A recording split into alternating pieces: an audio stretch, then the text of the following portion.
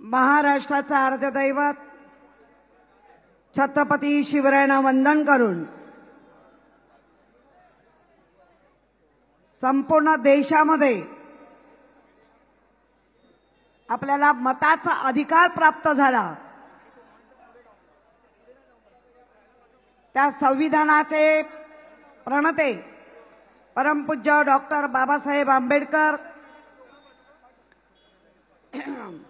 ज्यांच्यामुळे आम्ही सगळे मराठी हिंदू म्हणून एकवटलेले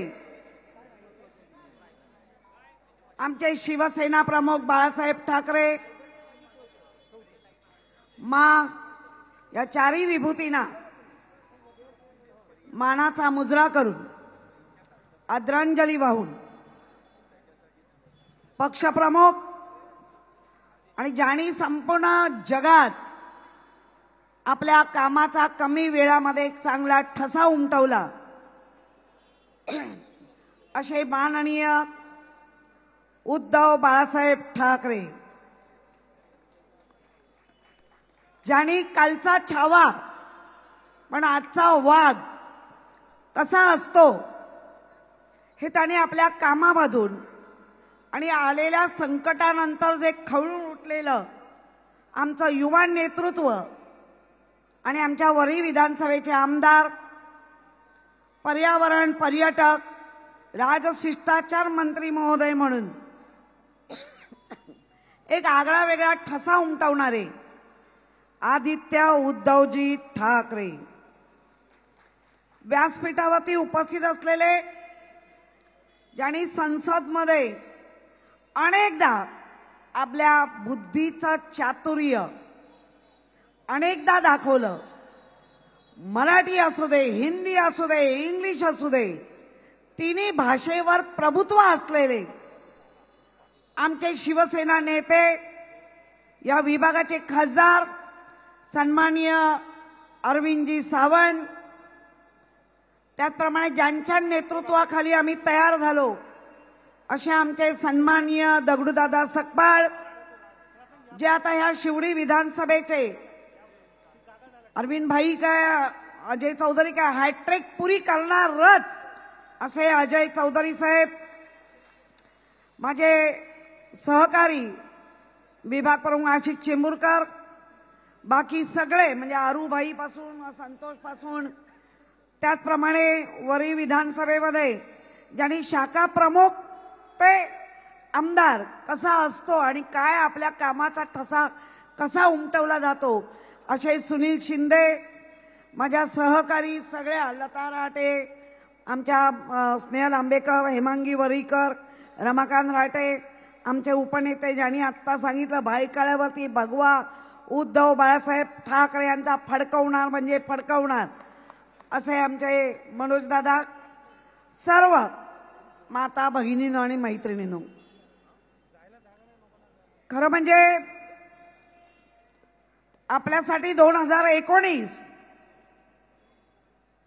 हा आपल्याला खरा सुवर्ण काळ होता आणि त्या सुवर्ण काळामध्ये लोकांनी उद्धव बाळासाहेब ठाकरे यांना पसंती देऊन या महाराष्ट्रामध्ये 56 आमदार पाठवण्याचं काम केलं।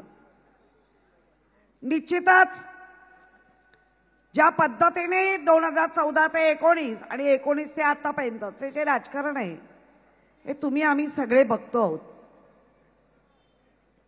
आणि त्या ह्याच्यामध्ये पण स्वतःला बाळासाहेब गेल्यानंतर अनेकांना प्रश्न पडलेला की काय होणार, पण उद्धवजींनी हजार पावलांनी, शेकडो पावलांनी, लाखो पावलांनी शिवसेना पुढे नेण्याचं काम केलं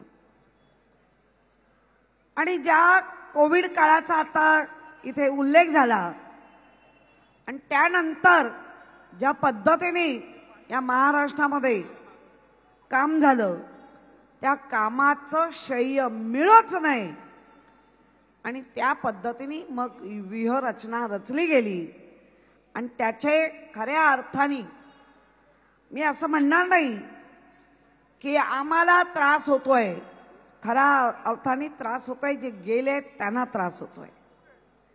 कशासाठी गेलो माहिती नाही, काय करतोय माहिती नाही. त्यामुळे जे माहिती नाही त्या गोष्टी त्यांच्या बाबतीत जास्त घडत आहे. कालच मी एका नेत्याचं, म्हणजे त्याला आता नेता म्हणावं का काय म्हणावं मला प्रश्न पडलाय, की म्हणे दाखवा कोणी खोके घेतले. आम्ही कशाला दाखवायचं? जे तुमच्यामध्ये आता त्याला, त्यांचं नाव मी विसरली, अस्वल म्हणतात, कुठचा तर आमदार केसाळ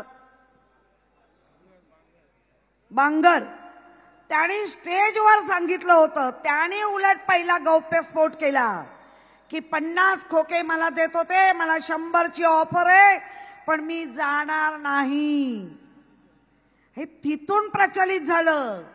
आम्ही नाही म्हटलं, आम्हाला नाही माहिती तुम्ही घेतले की नाही घेतले, पण बांगरांना विचारा, भर सभेत तुम्हीच सांगितलं की 50चे नाही 100ची ऑफर आहे.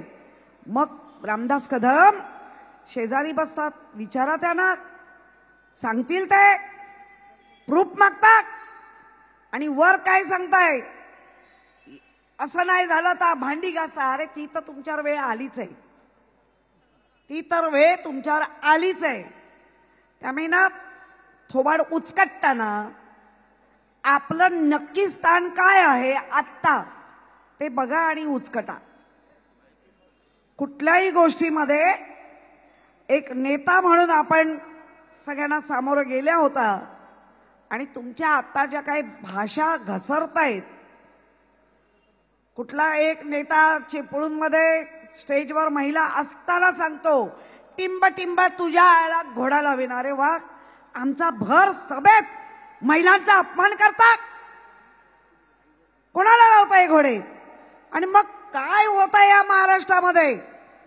ही जर भाषा असेल तर सर्वसामान्य माणसांनी काय करावं याचंही उत्तर तुम्हीच द्यावं. काल परवा सगळ्या गोष्टी आम्ही बघतोय, आत्ता डोळे उघडले, आत्ता कुठे उघडले? उलट आत्ता तर मिटलेलेच आहेत. आगे आगे देखो कसे कसे डोळे उघडले जातील. आणि म्हणून या शिवसैनिकांना ज्या पद्धतीने बाळासाहेब असताना अनेकांनी शिवसेना संपवण्याची स्वप्न पाहिली, बाळासाहेब असताना अनेकांना वाटलं होतं मी हे संपूर्ण घेईन. आज निवडणूक आयोगाने जरी दोन्ही पक्षाला एकसारखा न्याय कसा होऊ शकतो, आमच्या पक्षा बाळासाहेब जिवंत नाहीत, पण राष्ट्रवादी ज्यांनी स्थापना केली ते माननीय लोकप्रिय नेते शरद पवार तर आहेत. एकसारखा न्याय म्हणजे झापडं लावून न्याय देत आहेत आणि हे कुठल्याही सर्वसामान्य जनतेला आवडणार नाही. मी महानगरपालिकेवर थोडंसं बोलेन. महानगरपालिका गेल्या 25 नव्हे त्याच्याही आधी महानगरपालिकेचा निधी कधीही कुठल्याही आमदाराला दिला गेला नव्हता. तो या मुंबईकरांचा आणि महानगरपालिकेमध्ये निवडून येणाऱ्या नगरसेवकांना लोकांच्या कामांकरता निधी दिला जात होता. आज आमच्या ठेवी काढून घेतल्या जात आहेत. आज आमचे निधी कोणालाही खैरात म्हणून वाटली जाते.